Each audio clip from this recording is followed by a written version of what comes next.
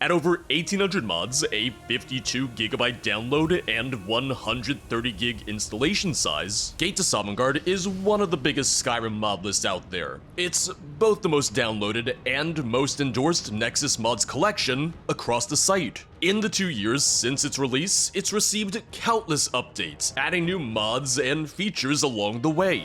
The curator for this collection, Jay Serpa, is a longtime mod author himself, with Gate to Sovngarde's most core tenet being a much greater focus on immersion. Jay has long been one of my favorite mod authors out there, and I've covered many of his mods over the years. From adding playable instruments with their own progression system, quest expansions for some of Skyrim's shorter stories, a bounty hunter's overhaul, and much more. Knowing that his mods are part of this collection, and that he created this to be his ideal Skyrim experience, I knew I was in for a treat.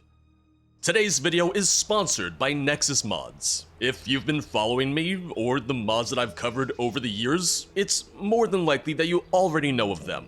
Nexus has been my go-to place for all things modding, and I'm really excited to be working with them. Gate to Sovngarde has just received yet another update, bringing it to version 92 now. Nexus Mods Premium serves as the best way to experience collections like Gate to Sovngarde and many more, with faster download speeds, one-click updates, ad-free viewing, and most importantly, supporting mod authors in the process. I've been subscribed to Nexus Mods Premium for a while now, and it really makes it much easier to download individual mods, or massive collections like this.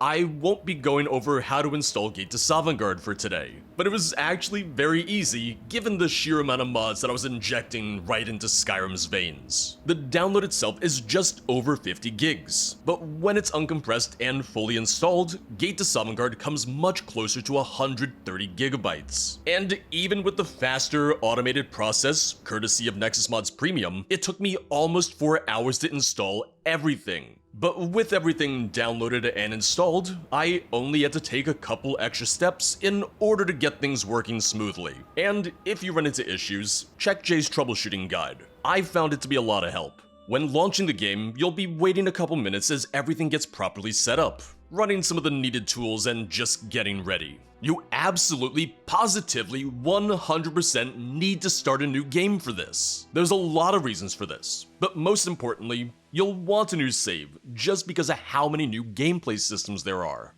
You'll wake up in a small room, going through character creation as you normally would. Once you name your character, in my case, Sovngarde, you'll have a chance to explore the small, strange prologue area in which you found yourself. The wardrobe has a variety of clothing and armor, as well as a new wearable lantern. The chest at the foot of the bed gives you a selection of weapons to choose from. The nightstand has a variety of spell tomes. I took all of them to read for later, as you'll need to sit down and research tomes for hours in-game in order to learn their spells, rather than just eating them like you normally would. On the table, you'll find a few potions, as well as a book allowing you to choose up to 3 player traits. These traits come with positives and negatives, a common feature in classic RPGs. There's a lot of traits here though, and you'll really want to be thorough in making your selections. Once you feel adequately equipped, speak with the messenger, allowing you to choose how you wish to start your adventure. But no matter what you choose, Helgen will still be intact the first time you visit, giving you a chance to really experience Skyrim without the immediate threat of the Dragon Crisis. I opted for the life of a traveling mercenary who had just arrived in Skyrim via the Hammerfell border. After that, open the door, step into the abyss, and begin your journey. There's a lot of gameplay changes in this collection, and wanting the full experience myself, I opted to keep everything as is. Between survival mode, changes to balancing, enemy scaling, new NPC behaviors, and a lot of different tweaks to make your early levels feel much more challenging. One of the first things you'll notice is a very clean and unobtrusive HUD. Starting out, you won't have your compass or your sneak detection eye. These are now unlocked via new in-game perks through the integrated camping system. Many of these features can be re-enabled by using the collection's included story mode, but it's recommended that you give it a shot as is your first time around. But regardless of which mode you choose, you won't see your player marker on the map. You'll instead have to figure that out on your own, based on your surroundings. Early on, you'll really have to think about each and every fight. Enemies will have their level displayed, along with their health, magicka, and stamina. At earlier levels, you're better off fighting wildlife and lowly bandits in order to get your feet wet. From here, you can try your luck against Draugr, then Forsworn, and just keep working your way up the food chain. Should you launch into the main story early on, you will have to wait a bit before getting certain quests like Bleak Falls Barrow, as it's recommended to be around level 15 before venturing in. I spent my first few hours in Falkreath Hold, slowly leveling my skills, hunting, and completing some miscellaneous jobs from the city's missives board. I think I got really lucky in choosing this area first. It's one of the warmer environments across the game, and it gets a glow up from a lot of the included mods. The city of Falkreath is reimagined with its Cities of the North overhaul, transforming the previously tiny town into a true Hold capital. Northern Roads makes exploration much more interesting, with new markers, statues, clutter, and more. The various foliage mods transform the region, giving us truly dense forests and some moody moments throughout. Hunting has you skin and butcher your kills, with time passing in-game as you do so. I had a miscellaneous quest to get 13 venison for the inn, and I've never worked so hard to find deer before in Skyrim. Fishing is overhauled with a new minigame, which admittedly took me a little while to get the hang of. Normally, I'm not a big survival mode guy in Skyrim, but with all these changes and additions, it really made for a great experience. I really felt like a lowly adventurer who was just trying to establish themselves, worrying about food, potions, knowing that most fights could go either way. With the collection's combination of survival mods, you'll be able to earn abilities via new skill trees, which can be accessed at your player-built campfires. The 4 skill trees are leveled by completing associated tasks for hunting, cooking, exploring, and beast handling.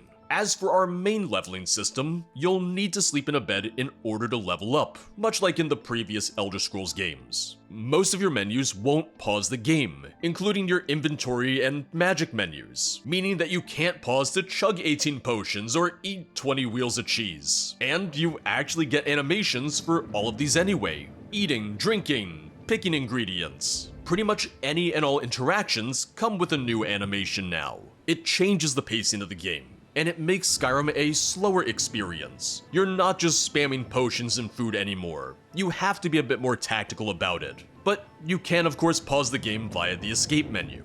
Falkreath felt much more lived in, between new NPCs and new interactions with vanilla ones. I offered to help sweep up the inn for some extra gold, played cards against the innkeeper, and I stumbled upon a funeral taking place that had a significant crowd. I ran into a few characters that I recognized from interesting NPCs, one of my favorite quest mods out there.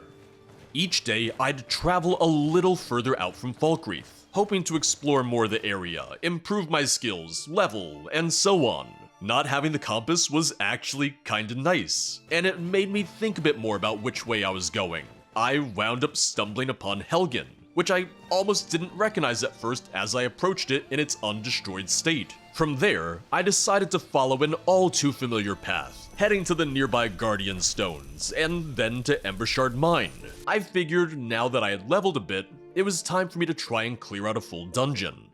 When exploring any hostile location, you'll get a little message indicating just how dangerous it might be. For Embershard, my inner voice said it shouldn't be too bad. I managed to quietly kill some bandits, face off against others, and even went from level 4 to level 7 in clearing the entire thing out. It wasn't easy though. It still proved to be a challenge, and it took me nearly half an hour, partially on account of the mod Embershard Revisited, which expands upon this starter location. Those first few hours really give you a good idea of what to expect, in order to get used to the changes in combat. Attacks in general feel like they have much more weight. It's a significant change from vanilla gameplay.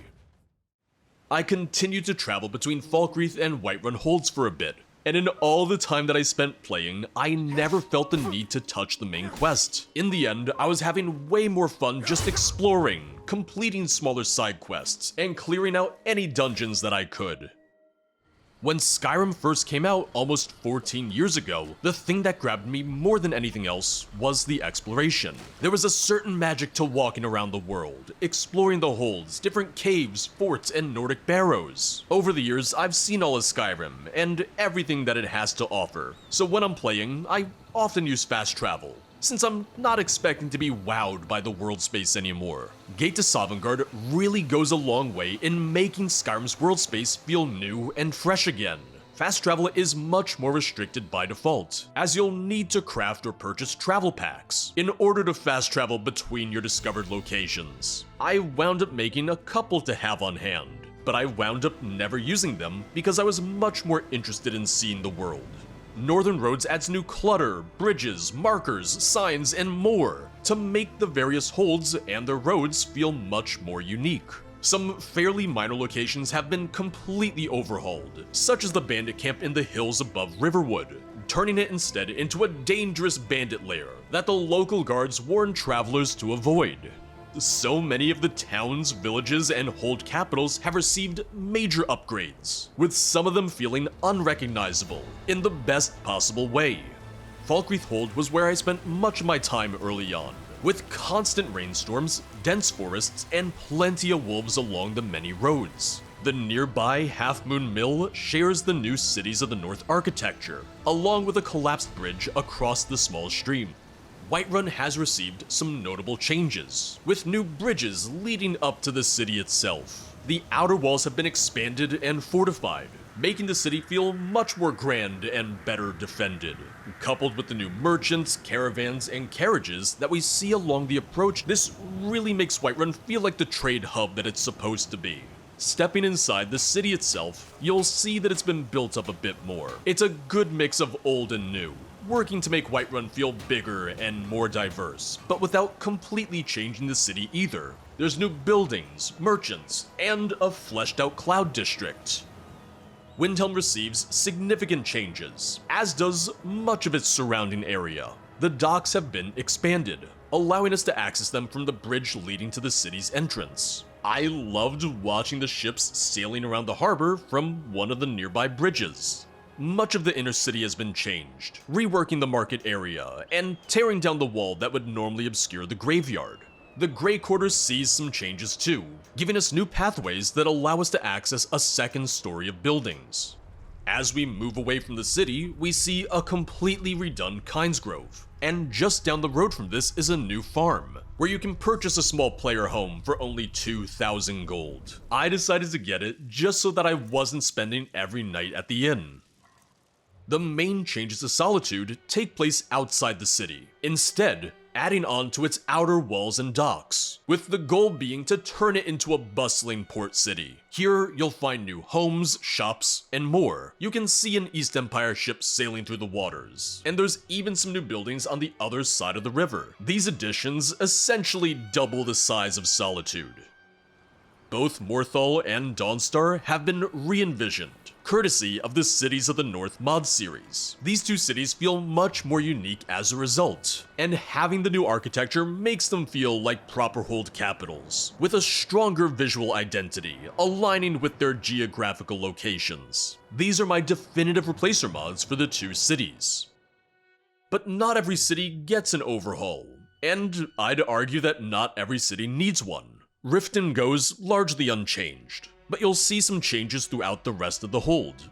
Iverstead gets a new watchtower, and the bridge leading to the 7,000 steps has been replaced, in order to feel much more ancient and Nordic. Dayspring Canyon and Fort Dawnguard have been overhauled, with more ruins along the fort's approach, and the fort itself being much bigger than its vanilla counterpart. Markarth is another city that stays largely the same, but other locations across the Reach get their own glow-ups. In lore, Karthwasten was a prominent city in the Second Era, and now we get a better idea of how that might have looked. The town comes with a new graveyard in ruins, along with a new visual design, to make it look older and more weathered. Old Hroldan serves as both an inn and a settlement, with a couple new houses surrounding it, in order to make it feel like a much more self-sustained community. And Broken Tower Redoubt has been redesigned, designed to feel like a border crossing between the Reach and Whiterun holds, giving the Forsworn much better control of the roads. In times long past, Winterhold was said to be one of Skyrim's greatest cities, rivaling Solitude and often serving as Skyrim's capital. There's little remaining records of Winterhold's size before the collapse, just that it was said to have dragged most of the city into the sea.